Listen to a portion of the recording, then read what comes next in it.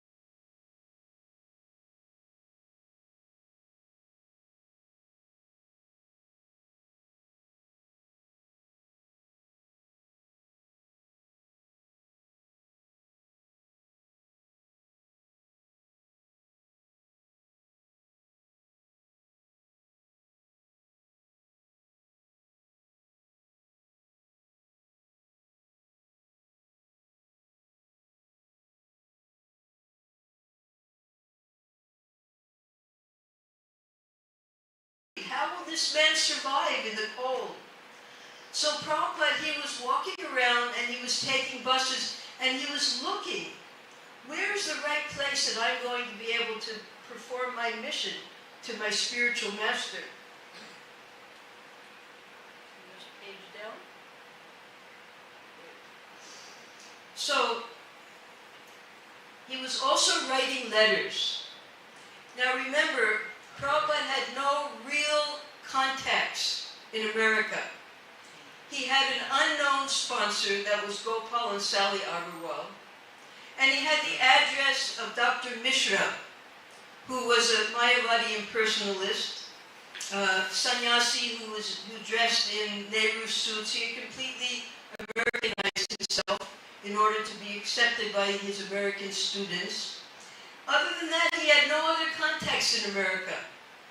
But he had resources in India. Just a few. He had Sumati Morarji, who was his patron.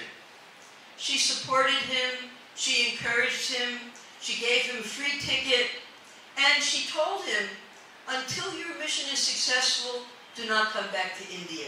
So he considered her a good sounding board to let her know what the progress has been so far in America.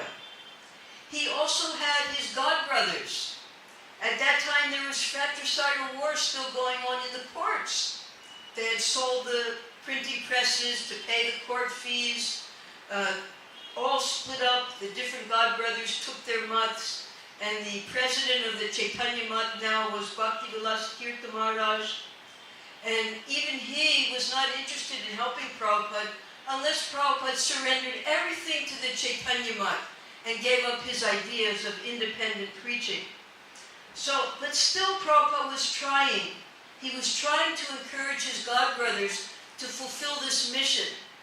And there was Sally Agarwal, who had supported him so much and given him his first experience of how he could actually successfully preach in America, in a land where no one had heard of Krishna. She had introduced him to the churches, to the schools, to the colleges, and he found a good turf there in Butler, although it was just a small town. So he was writing letters to his supporters. That was Sumati Morarji, Bhaktivilas Tirtha Maharaj, and Sally Agarwal. This is the month of October and November. Prabhupada was writing the letters because he didn't know whether he should extend his visa or not. He had no money. He had books. He was selling them one set at a time, getting $16, getting $4 for one book, getting $20 sometimes. And how can you live in New York City on so little? Very difficult. So Prabhupada, he was depending, hoping that he would get encouragement and help from India. He didn't see how he was going to be able to accomplish his task with the small amount of support he had so far in America. So he was writing letters. Sometimes he would write a letter. He wouldn't even wait for a return for their response. He would write a second letter just to further encourage them and let them know, I'm waiting to hear from you. Please, write back to me. I'm counting the days. Should I continue my visa? Should I extend it? It was going to cost him $10 to extend. That was a lot of money for Prabhupada. $10 in that time, it was 500 rupees, and 500 rupees was worth 5,000 rupees in those days. And he was a sannyasi, no money. So, the first letter Prabhupada wrote was to Sumati Morarji, October 27th. He was studying a new culture, calculating practically and imagining, hopefully, how to introduce Krishna consciousness to the Western world. He expressed his thoughts to Sumati Morarji. Now this is his letter of October 27th. He was here in India about a little more than a month.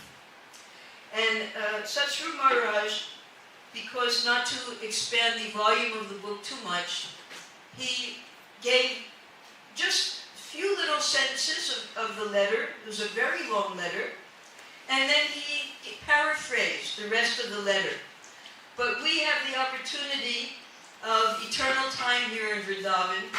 So we will go through every single word of that letter, because in these letters, Prabhupada has fully expressed his inner feelings and his hopes for how these people could help him.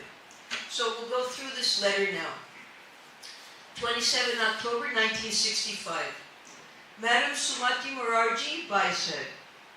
Please accept my greetings. I am very glad to acknowledge receipt of your letter dated the 9th instant and have noted the contents. He received that letter in Butler. Since I have landed in USA, I have improved in my health, and I am very glad to see that in America, practically everything is available for our Indian vegetarian dishes. Now this, Sally Agarwal had kindly shown him the supermarkets and all of the wonderful vegetables Prabhupada could get pre-washed and pre-cut. By the grace of Lord Krishna, the Americans are prosperous in every respect, and they are not poverty-stricken like the Indians. The people in general are satisfied so far the material needs are concerned, and they are spiritually inclined. It's very difficult to give spiritual knowledge to a hungry person. This is why Srila Prabhupada instituted the Food for Life program. When he saw the hungry children going through, in those days, we had just one building in Mayapur, and all of the leaf plates of the devotees on the first floor would be thrown over the wall into a pit. And in that pit, the dogs would come to eat the remnants. And one day, Prabhupada was walking by and he saw the children were there, fighting off the dogs so that they could get the remnants of the leftovers that the devotees had left on their plates. Prabhupada explained to us at that time, he said that every grain of rice is a drop of my blood. Do not waste prasadam. But whatever the devotees did throw out, the children were fighting off the dogs for. So that was when Prabhupada initiated this food for life. Within 10-mile radius, no one should go hungry. And it was the time of the Bangladeshi refugees coming, the Bangladeshi war. Hundreds and thousands of people came and they were completely dependent on the free food distribution Prabhupada was giving in India at the time. We were getting accolades even from the embassies, the U.S. Embassy, and the Indian government was becoming fearful of us because we were doing more than the government was doing to help the refugees at the time. So Prabhupada understood that when you're hungry, you can't understand spiritual life. So from those Bangladeshi refugees and many other people, they came for prasadam. The students came just as they come for prasadam every day here. You'll see them coming. They came, and when the belly is full, then you can think, then you can hear. So they became devotees also. They filled up the Mayapur temple that way. So Prabhupada understood this, and he saw that in America, there's not a problem of food. There's food everywhere. In fact, one time, one ambassador to India, he came to New York City, and we were preaching to him that we have these free food programs in India, and can you make a fund, and then we can use that. And the ambassador, he just looked at us in the eyes, he said, no one is hungry in India. There's food everywhere in India. And it really, when you go out on the streets, there's food everywhere. And people can choose whatever they want. So he was looking in one aspect that socially there is food in India.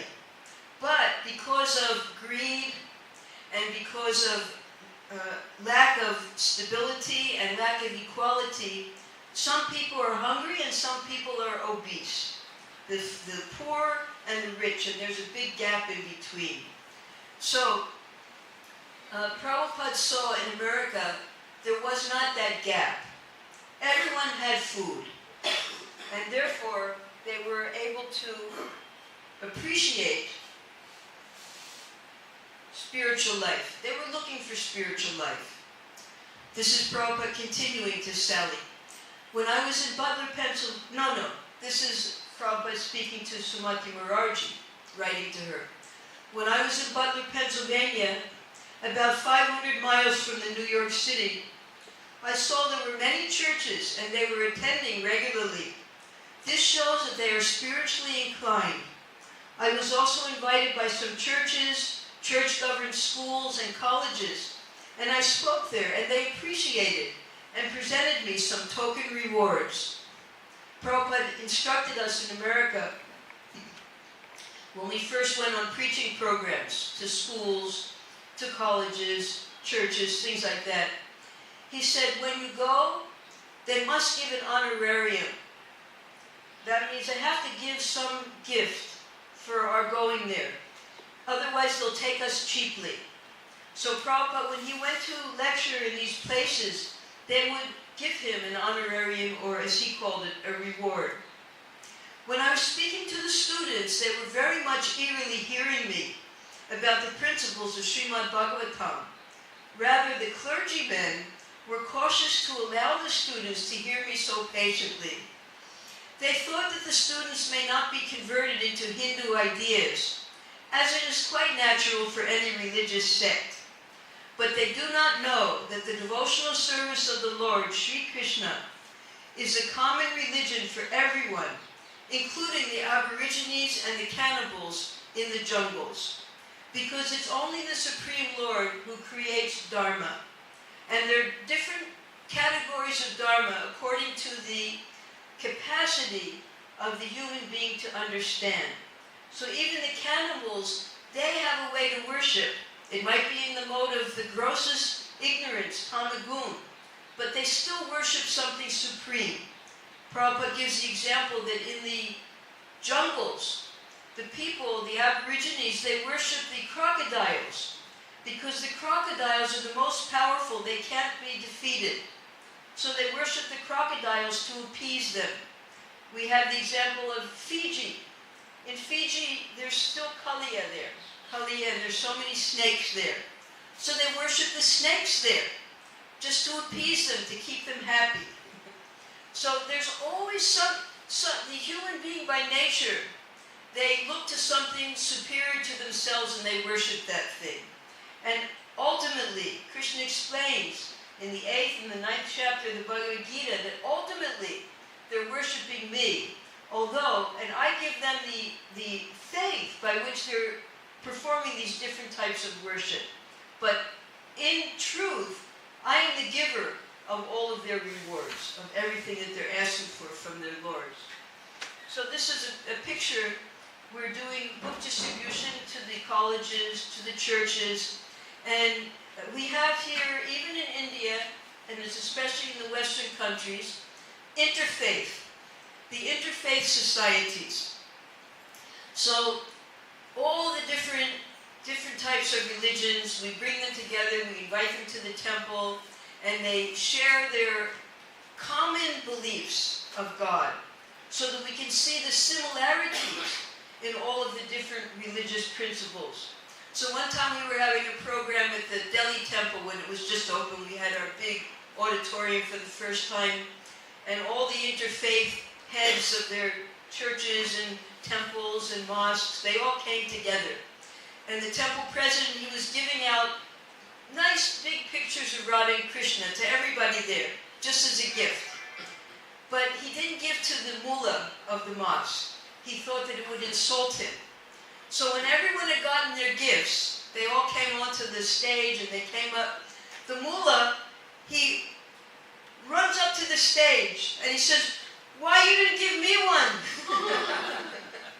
So through this interfaith, through this exchange, and understanding the similarities and how God is being worshipped in all the different religions, even the mullah, he wanted his picture of Radha and Krishna. So we're giving all the Muslim colleges, all of the Christian colleges, the Christian schools, they all accept Prabhupada's books. They keep them there because a book is not as, it doesn't appear to be as dangerous as when a person, very attractive, they're speaking about philosophy, and Prabhupada taught us to do 4 things when we do programs. First you do kirtan, then you do a lecture, then you do kirtan again, and then you distribute prasadam. So this is how we would do our programs wherever we went, whether it was a school or church or anywhere. So the children are so happy to do kirtan, to get prasadam, and even the clergymen would come to Prabhupada and say, "How are you? These are our boys. How are you attracting them? They had no interest in God before." And Prabhupada recommended to them, you start a feast. You feed them nicely, and then they'll come. Because in the churches, they give out a dry wafer and wine. That's as much as they give. But Prabhupada, he gives 12-course feasts, so everybody comes.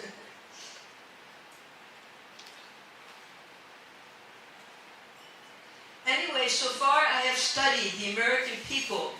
They are very much eager to learn about the Indian way spiritual realization. And there are so many so-called yoga ashrams in America. Unfortunately, they are not very much adored by the government. And it is heard that such yoga ashrams have exploited the innocent people, as it has been the case in India also. The only hope is that they are spiritually inclined and immense benefit can be done to them if the cult of Srimad Bhagavatam is preached here.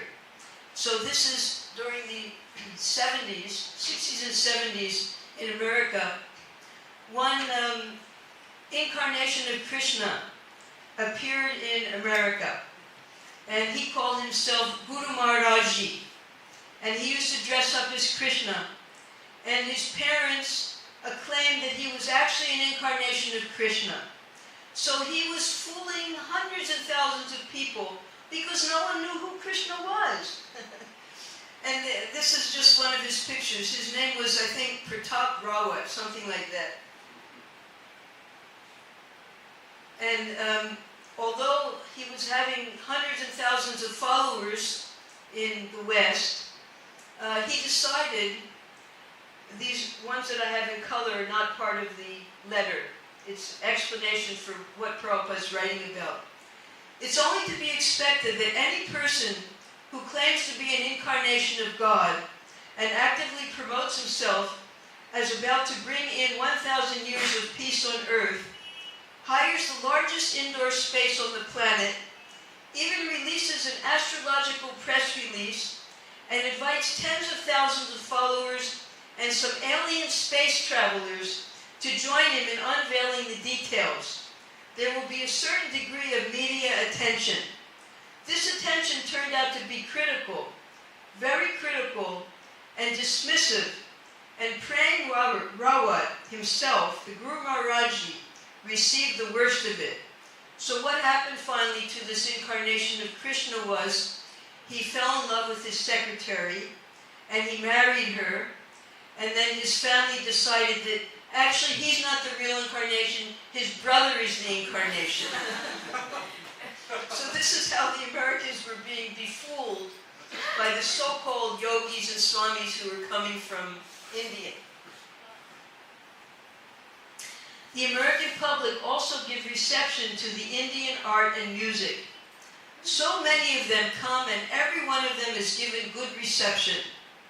Remember the first day that he just got off of the bus, when Prabhupada came from Butler, Joan Suval, one of Dr. Mishra's students, picked Prabhupada up at the bus terminal and immediately took him to a music and dance recital with Ravi Shankar there and his brother Uday Shankar. So there was a lot of cultural exchange at the time between India and America. Americans really appreciated the Indian culture. Recently, one dancer from Madras came here, Bala Saraswati. And just to see the mode of reception, I went to see the dance with a friend, although for the last 40 years I have never attended such dance ceremony. The dancer was successful in her demonstration. The music was an Indian classical tune, mostly in Sanskrit language, and the American public appreciated them. So I was encouraged to see the favorable circumstances about my future preaching work. So Prabhupada also in his youth, he used to take part in dramas. And he saw that when the drama was performed purely, and the people who were the actors were themselves pure, then the audience imbibed what was actually happening as if it was happening right in front of them. He would see tears in the eyes of the members of the audience because it was young boys, pure, and therefore the audience appreciated the dramas very much. And Lord Chaitanya also used to engage in dramas with his associates, and Prabhupada also very much encouraged dramas, dance, culture. One time we were with Prabhupada in Mayapur, and we had a very big dance troupe. Prajapati Das and his wife Sadarupa. They were teaching the young children in America Indian dance, and they were performing in all of the temples and all of the festivals. So they came to Prabhupada's room, and we were sitting there watching, and they were showing Prabhupada pictures of their dance performances. And they were dancing so that the audience could see them, and their backs were to the deities. And Prabhupada said, You're dancing for the pleasure of the deities. Why do you have your back to the deities? And Sanarupa, she felt very badly, but she said, I'm so sorry, this is what the temple authorities told us to do. This is how they set it up. And Prabhupada got more angry. He said, this is just whitewashing. So Prabhupada was in a very angry mood when he saw that they had their back to the deities. So Tamal Krishna Maharaj, who was also in the room, he said, Prabhupada, why don't we just stop all of this dancing and this culture and everyone just go out on book distribution? And then Prabhupada got more angry. He said, that is one thing. This is another thing. So he didn't stop it. He corrected them. And he told them that in the future, you dance for the deity's pleasure. And the audience sees you're dancing. But you're dancing so that the deities, their lordships, they're enjoying the dancing. So Prabhupada was very specific, and he would attend these programs, just like we heard Prabhupada attended the kidnapping of Rukmini. Other plays also he would attend, and the Manipuri dancers, when they would come, he would sometimes attend. So Prabhupada was considering, knowing that dancing and singing, playing of musical instruments was very much a part of the Sankirtan movement of Lord Chaitanya. And he was seeing that there was good reception in America. So he was considering, how am I going to start a Sankirtan party here in America? Because he was all alone. He saw that when he was having his kirtans at the Ananda Ashram and at Dr. Mishra's apartment, all the students took part.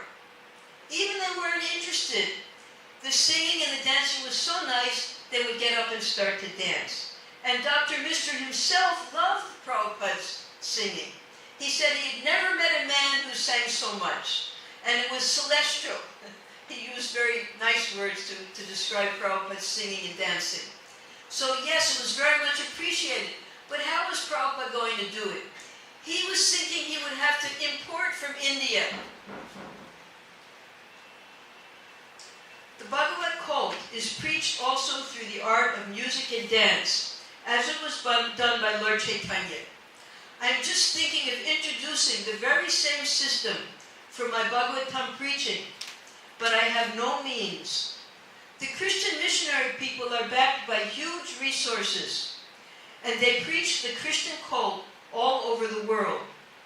Similarly, the devotees of Lord Krishna may also combine together to start the mission of preaching Bhagavatam cult all over the world. So what eventually happened, even in our ISKCON society, as the Manipuri devotees became more and more active, Bhakti Swarup Damodar Maharaj was encouraging, making disciples there, made the temple. So the Indian government began to sponsor them to go all over the world to represent Indian culture. They had a big troupe, and they would go everywhere, all at the expense of the Indian government. And the different nations very much appreciated their singing and dancing because, of course, Manipuri culture, the Gaudiya Vaishnava culture, has been there since the time of Narottam Das Thakur's disciples. They introduced Gaudiya Vaishnavism there, and the kings supported Gaudiya Vaishnavism, made temples, and turned all of their subjects into Vaishnavas. So it was a Vaishnava country, Manipur.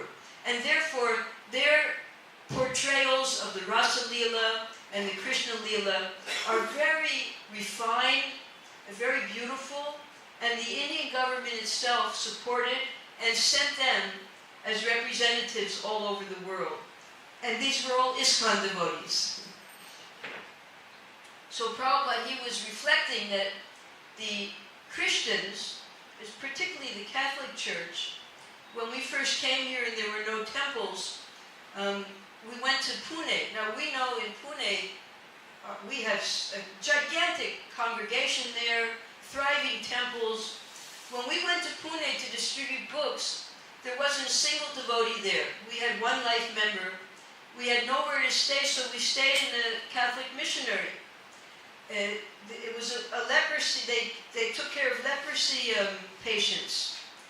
And they had so much bhakti for Lord Jesus Christ that we felt at home, because they offered incense to Jesus and they offered flowers, just like we do. So what the Catholics do, is the missionaries, is they enter into a country. Even here in Vrindavan, they set up their missions in the poorest part of town, and they attract all the poor people by giving them food, giving them money, giving them jobs, giving them clothes, and especially giving them education. They set up schools for the children, and in that way, the children become Christians. And a whole generation, more and more and more, and it expands that way. All over South India, they do that. They have the girls become nurses, and the boys become fathers and priests in the churches. So, and it's very well organized, very intelligently done. So Prabhupada was thinking, our culture is there's so much more education, so much more knowledge, so much more culture, but we're not organized. We have to organize as the Christians are doing. The same way they entered India, we have to enter America and help people understand the real teachings of the Vedas. It is not for serving any political purpose, but it is necessary to preach the call for saving the people in general from the dangerous tendency of godlessness. The Christian cult, or any other cult, cannot save the people from being under the clutches of the growing communism, but the Bhagavatam cult can save them because of its philosophical and scientific approach. So when Prabhupada had entered America in the 60s and the 70s, there was the Cold War going on between the capitalists and the communists. The Iron Curtain, the Russian communist bloc was expanding, taking over countries, and communism was a threat in America because Americans were capitalists. They believed in free trade, they believed in of the people, by the people, for the people, in democracy. So democracy and communism. So Prabhupada, he understood what spiritual communism is. Spiritual communism recognizes the supreme proprietorship of the Supreme Lord. According to spiritual communism, all properties on the surface of the globe belong to the Supreme Personality of Godhead. The population has a right to use goods only after offering them to the Supreme Personality of Godhead. This is why out of all of the Upanishads that Prabhupada translated, the first one he translated is the Ishopanishad, because there, in the first mantra, Isha Vashamidam Sarvam, that everything belongs to the Supreme Lord. And that is spiritual communism. And Prabhupada, he preached spiritual communism, that not the dictator, but the Supreme Lord is the owner of everything. When Prabhupada finally was able to enter Russia, he met with Professor Kotovsky, who was the head of the Indian studies at the university there. And Prabhupada, of course, was trying to explain to him the importance of understanding spiritual communism. All you have to do is add Krishna, and then your philosophy is perfect. So Professor Kotovsky, he said to Prabhupada, "It is interesting that here in our country there is now great interest in the history of old thought. Our institute translated into Russian and published many literary monuments of great Indian culture. We published some of the Puranas and parts of the Ramayana. There are volumes in Russian of Mahabharata translated in full. We have also published the full translation of Manusmriti with Sanskrit commentaries. Interest in these publications was so great that they sold out in a week. They are now completely out of stock. It was impossible to get them in the book market after 1 month. There is great interest among reading people here in Moscow and the USSR toward ancient Vedic culture, and from this point of view, we publish many such books. So Prabhupada understood that.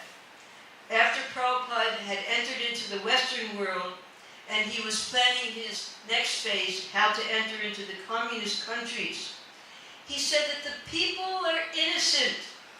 They are looking for God, but the government makes it against the law to worship God. You get put in prison if you worship God. So therefore, Prabhupada had his devotees, at the risk of their lives, enter into these communist countries to distribute his books. Now we have here, every year they send us the book distribution scores from Europe, where the communist countries are and things like that. Now communism is basically dead, although here in Bengal it still exists. But in USSR and then in China, one of our godbrothers just 2 weeks ago, he gave up his body here, went back to Godhead in Vrindavan. His name is Sevananda.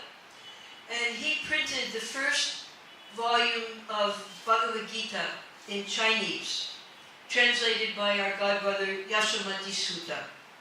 He could only get printed the first 6 chapters, and he sent it to Prabhupada. And Prabhupada was so pleased when he saw the first Chinese Bhagavad Gita. He said that this will completely finish communism in China.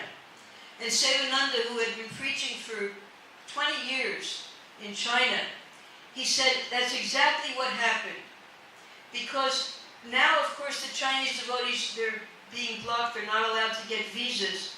But before, we had whole waves and waves of Chinese groups coming here. They were so interested in the Vedic culture.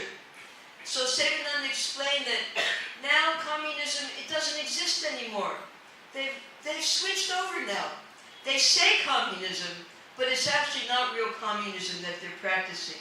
And the people are so interested in the Vedic culture.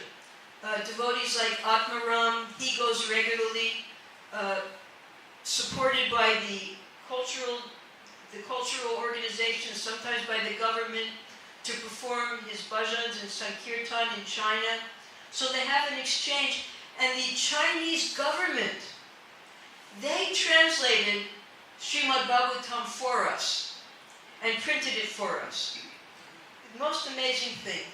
So they understand you have to give the people what they're hankering for. If you give it to them, then they love you. So therefore, they're giving them now Srimad Bhagavad Purana in their own language. So they gave the book scores for 2022. 2023, it's not ready. It'll come in a few months. Russia, 582,000 books. You look at the bar here. More than even the UK. They were only in the 300,000 category. So those people who were not allowed to worship God, now they're the most interested in God. Therefore we have our huge Russian house here. They're looking for Krishna, they're looking for Bhagavad Gita, they're looking for Prabhupada's books. So Prabhupada could understand this. I am therefore thinking of bringing a Sankirtan party from India, but I do not know how to do it. Unless there is an organized party or association, it is very difficult to do it. The Ramakrishna mission here is busy in preaching a misrepresentation, and therefore practically they have failed to preach the real cult of India. The so-called yogis also could not establish the real cult of Bhagavad Gita. They are after material gains. The Bhagavad cult is not there at all, although it is the only remedy for raising the people in the world in the path of self-realization and spiritual salvation. Now Prabhupada was writing all this to Sumati Morarji because she had the funds, and if he were able to inspire her, she, through her ships and through her influence, she would be able to send these Sankirtan parties all over the world. So he was directly aiming for just the perfect person who could do it. This is the way that also the Manipuri devotees, they have their Sankirtan programs, and they also go all over the world with the help of the Indian government. I do not know what is in the mind of Lord Balakrishna. That's her worshipable deity, Balakrishna. She's Pushtiman. But I think that your intention to give an impetus to the Bhagavad cult and my humble attempt can serve great purpose. So Prabhupada wanted to encourage her. Yes, you have to understand the importance. This is your worshipable deity, Balakrishna. You have to spread his glories all over the world. By the grace of the Lord, you have a great position in the world, and it is learned that you are one of the richest women in the world. But above all, you are a pious lady with great devotion for Lord Balakrishna, and you can do a lot in this connection. By the grace of Lord Balakrishna, you are also free from all family encumbrances, and as I have seen you in your Palmban house, you live like a sage and a tapasvini. I wish that you may take up this idea of Bhagavatam preaching work a little more seriously. What I want, that immediately a society for this purpose may be formed, and that will be recognized by the government for cultural activity. So Sumati Morarji, because she used to invite Prabhupada, she would have Prabhupada stay in her Andheri quarters. Andheri is where all of her staff lived. Andheri is right next to Juhu. And she lived in a beautiful home, very simple, but very beautiful gardens, everything, in Juhu. So she would invite Prabhupada to come in the evenings and read Srimad Bhagavatam to her. And Prabhupada saw she lived like a tapasvini. She and her husband lived separately. They had no children. She had adopted one young girl, and she was educating her, giving her cultural education, dance, things like that. And not only that, but she was one of the main supporters of Mahatma Gandhi. So this picture is when Mahatma Gandhi also came to her house with his entourage, and she and her husband are welcoming him at their house. So she lived like a tapasvini, and Prabhupada saw that. She was very spiritually inclined. We used to go to her program. She would bring the flag from Natwar, and everyone would worship the flag of the temple, and they would have so many nice programs there for Lala Krishna. So many cultural missions come here from India at the expense of government, and they simply waste the money. But if there is a real cultural mission for preaching the Bhagavatam cult, a great philanthropic work will be done for the human society at large.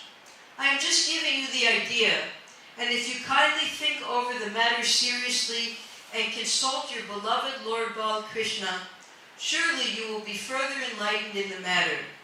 There is scope, and there is necessity also, and it is the duty of every Indian, especially the devotees of Lord Krishna, to take up the matter. I shall be glad to hear from you about my humble suggestions for return of mail. Hope you are well. With my best regards, I am yours sincerely, A.C. Bhaktivedanta Swami. So Prabhupada wrote this letter, and Sumati Morarji did not immediately respond. Within 10 days, he wrote a second letter to her. We'll read that one later. He gives much more detail about what he needs her to do. So now, he has a little NB, a PS, after he signed. He said, I am very glad to note the last line of your letter, the one that she had previously sent, under reply, in which you write to say, I feel that if you should stay there till you fully recover from your illness and return only after you have completed your mission. Yes, I wish to stay here for all the days till I have finished the mission of life to preach Bhagavad called very rightly. And for this very reason only, I have suggested the above means and ways. Prabhupada felt he could only get help from India at this time. Krishna was going to show him otherwise. The next chapter is entitled, It Will Not Be Possible to Assist You. So as much as Prabhupada tried to get help from his Indian associates, no one was willing to help him.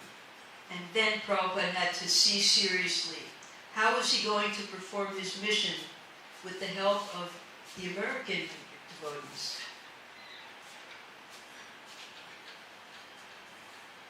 Did I finish this?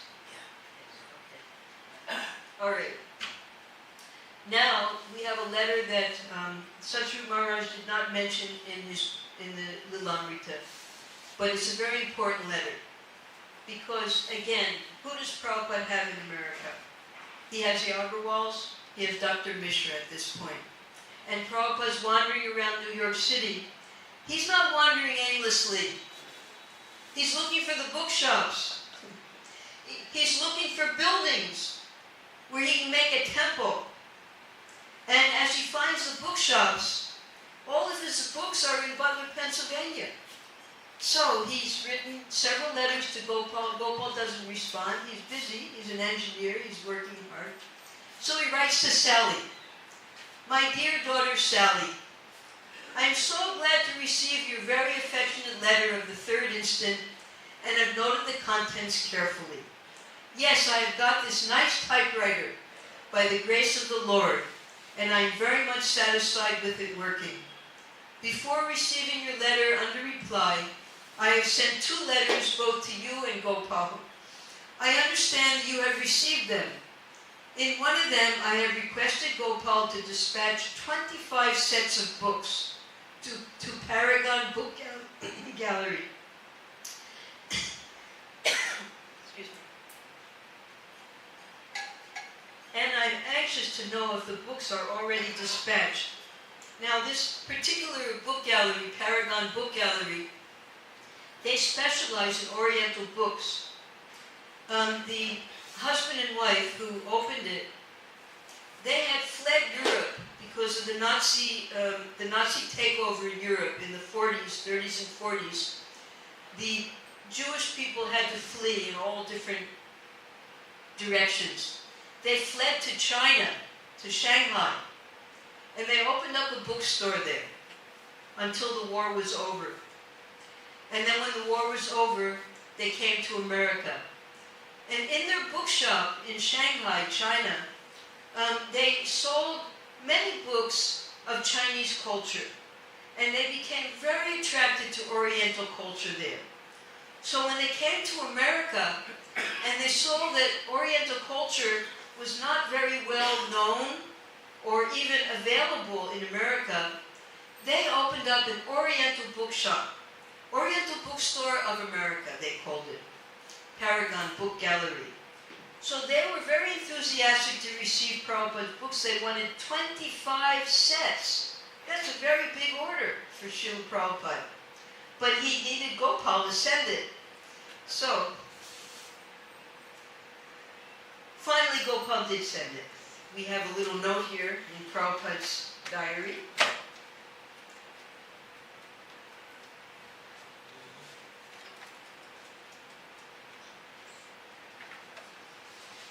I'll just show you the note.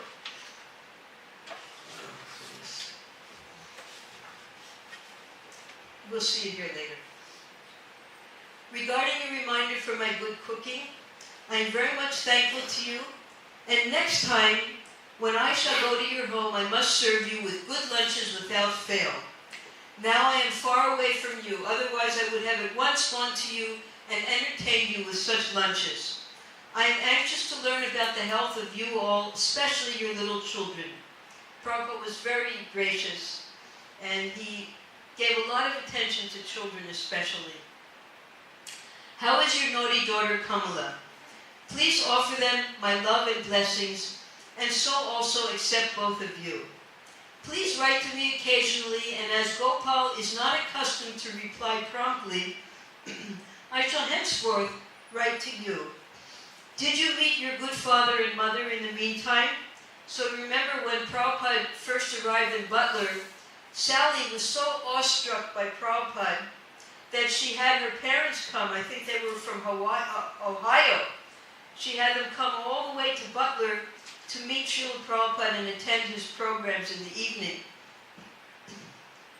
If you meet them, please offer them my respectful regards. Both your father and mother are good souls, and therefore you are a good daughter of your parents.